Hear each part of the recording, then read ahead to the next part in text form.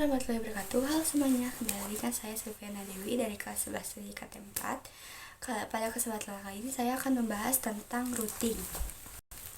Routing itu adalah proses menentukan jalur terbaik bagi data agar sampai ke tujuan di dalam jaringan komputer.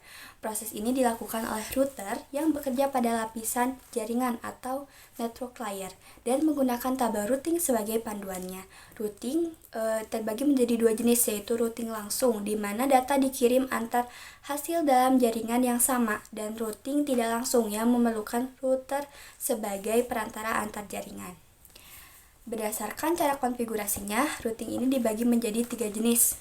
Yang pertama itu minimal routing, yang kedua static routing, dan yang ketiga dynamic routing.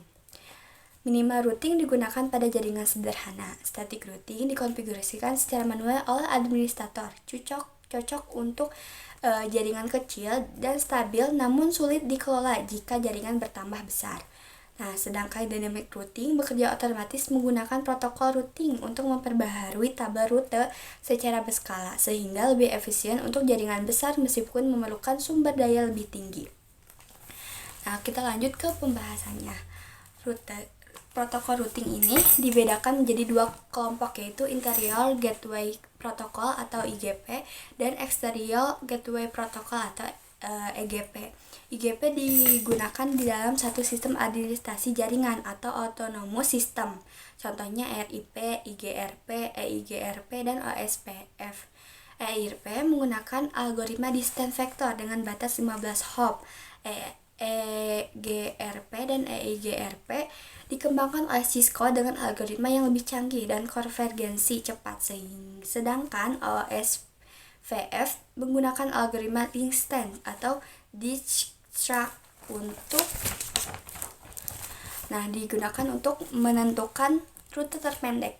EGP digunakan untuk komunikasi antar jaringan berbeda, misalnya BGP atau Border Gateway Protocol yang menjadi protokol utama di internet.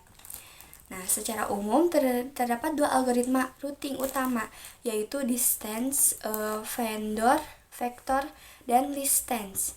Distance vector bekerja dengan saling menukar tabel routing antar router secara berskala, sedangkan distance membuat peta topologi jaringan dan menghitung jalur tercepat menggunakan metode Dijkstra. Protokol seperti RIP menggunakan Dijkstra vector, sementara OSPF memakai distance. Routing dinamis memiliki keunggulan karena router dapat memperbaharui tabel secara otomatis tanpa konfigurasi manual dan mudah menyesuaikan perubahan topologi. Namun kekurangannya adalah beban CPU dan bandwidth yang lebih tinggi. Nah, dapat saya simpulkan, static routing cocok untuk jaringan kecil, sedangkan dynamic routing lebih efisien untuk jaringan besar dengan menggunakan protokol seperti RIP, OSPF, EIGRP, dan BGP.